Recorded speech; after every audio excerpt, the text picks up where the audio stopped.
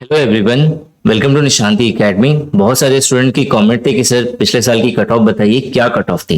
Actually अभी cut off के बारे में या सेफ स्कोर के बारे में बात करना बेवकूफ़ी है, क्योंकि अभी एग्ज़ाम नहीं हुआ है, हमें एग्ज़ाम के बारे में कुछ नहीं मालूम 2022 का। लेकिन अगर आप एक टारगेट लेना चाहते हैं, जैसे इंटेंशन भी स्टूडेंट का मुझे लगता है यही था कि वो टारगेट चाहते थे कि कितने मार्क्स अगर मैं ले करके आऊं इस रिटन एग्जाम में ताकि मैं क्वालिफाई हो जाऊं या मेरा फाइनल सिलेक्शन हो जाए। तो इसी बिहाफ पे मैं सुप्रीम कोर्ट के साइट पे जो है सर्च कर रहा था कि क्या कट ऑफ गई थी 2017 की। तो इन्होंने कट ऑफ बोल करके ऐसा कुछ निकाला नहीं है, इन्होंने सिंपली क्या करा है, एक लिस्ट निकाली है जहां पे जितने सारे स्टूडेंट जो रिटन एग्जाम में अपीयर्ड हुए थे उनकी लिस्ट है और उनके मार्क्स गिवन है।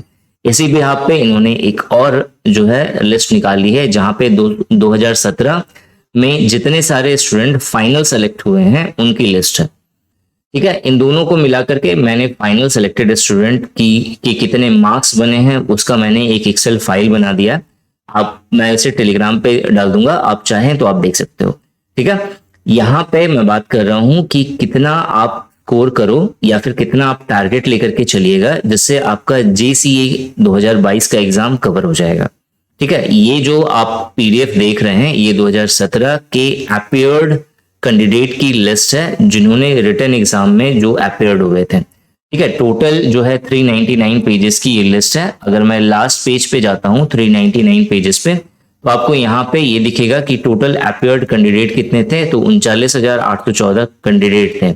अब इन्होंने लास्ट में एक नोट मेंशन किया हुआ है कि कैंडिडेट्स हु हैव स्कोर्ड 50 और more marks out of 100 marks in the objective written test and 13 or more marks out of 25 marks in the objective type computer knowledge test have been qualified to appear for the typing speed test on computer। मतलब आपको overall 50 plus 13 यानी कि 63 plus या 63 से ज्यादा marks आपको 125 marks में लाने पड़ेंगे, तब जाकर के आप 2017 की मैं बात कर रहा हूं, 2017 के पेपर में जेसीए एग्जाम 2017 में आप क्वालिफाई होकर के आप कहां जाइएगा, टाइपिंग टेस्ट के लिए अपेयर होइएगा। फाइनल सिलेक्शन आपका नहीं होगा। ठीक है, लेकिन अगर आप टाइपिंग टेस्ट के लिए अपेयर होना चाहते हैं तो आपको 63 मार्क्स से अबव जो है लाने पड़ेंगे। नाउ ये जो सेकेंड जो लिस्ट है ये ऑल सिलेक्टेड कैंडिडेट की है, जितने सारे सिलेक्टेड स्टूडेंट्स हैं ये उनकी लिस्ट है।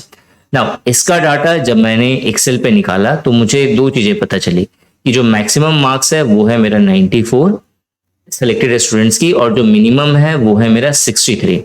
नाउ मैक्सिमम 94 है ये तो मुझे समझ में आ गया। नाउ मिनिमम 63 है। अब ये 63 जो है इसके अंदर जो है रिजर्व कैटेगरी जो है वो इंक्लूडेड है कि नहीं है, ऐसा इन्होंने कहीं भी कुछ भी मेंशन नहीं करा है।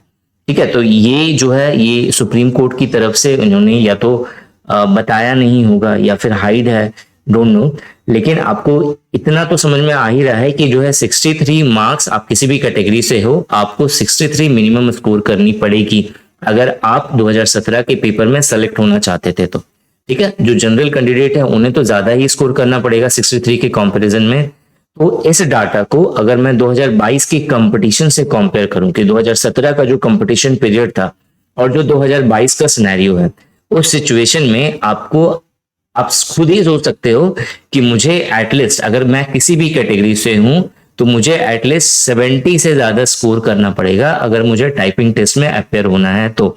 और अगर जो कैंडिडेट चाहते हैं कि उनका फाइनल सिलेक्शन हो, स्पेशली जनरल कास्ट वाले, ठीक है, जनरल कैटेगरी वाले, तो उन्हें एटलीस्ट 125 मार्क्स में 90 के आसपास स्कोर करना पड़ेगा, तब जाकर के उनका हो सकता है कि फाइनल सिलेक्शन में उनका नाम हो। ना यहाँ पे एक बात मैं आपको और बताना चाहूंगा कि पिछले साल के पेपर में यानी कि 2017 के पेपर में सिर्फ और सिर्फ एक रिटन एग्जाम ही था और उसके बाद टाइपिंग टेस्ट थी। इस बार का जो एग्जाम होगा उसमें तो आपका रिटन टेस्ट होगा ही, इसके बाद एक डिस्क्रिप्टिव का भी पेपर होने वाला है, तो उसके भी मार्क्स इंक्लूड होंगे। तो वहां पे ओवरऑल जो है आपके पास जो है 125 मार्क्स की जगह पे 2022 के पेपर में 125 मार्क्स की जगह पर जो रिटन जो टेस्ट होगा उसका भी मार्क्स ऐड होगा, तो आपके पास वहां भी एज आपको मिल जाएगी। तो आपको ये ध्यान में रखना है कि 125 मार्क्स का जो पेपर है उसमें एटलीस्ट अगर आप कभी भी टेस्ट अटेम्प्ट करिए तो आपका स्कोर 90 या 90 से अबव होना चाहिए, तब जाकर के जो है आप JCA 2022 के पेपर में सेलेक्ट होइएगा, मतलब फाइनल सिलेक्शन आपका होगा। ठीक है, ये वीडियो हो सकता है कि बहुत सारे स्टूडेंट को कॉन्ट्रडिक्ट करे, लेकिन मैं किसी को हर्ट नहीं करना चाहता था। मेरा सिर्फ इंटेंशन यही है कि मैं आपको एक टारगेट मार्क्स बता सकूं जिसके थ्रू जो है आप अपना प्रिपरेशन स्टार्ट कर सकें। ठीक है, इस वीडियो में यही था। अगर आप चैनल पर नए हैं तो चैनल जरूर सब्सक्राइब करिए ताकि नेक्स्ट इंपॉर्टेंट वीडियो की नोटिफिकेशन आप तक पहुंच सके। तब तक के लिए अपना ख्याल रखिएगा। Thanks for watching this video and wish you good luck for your paper.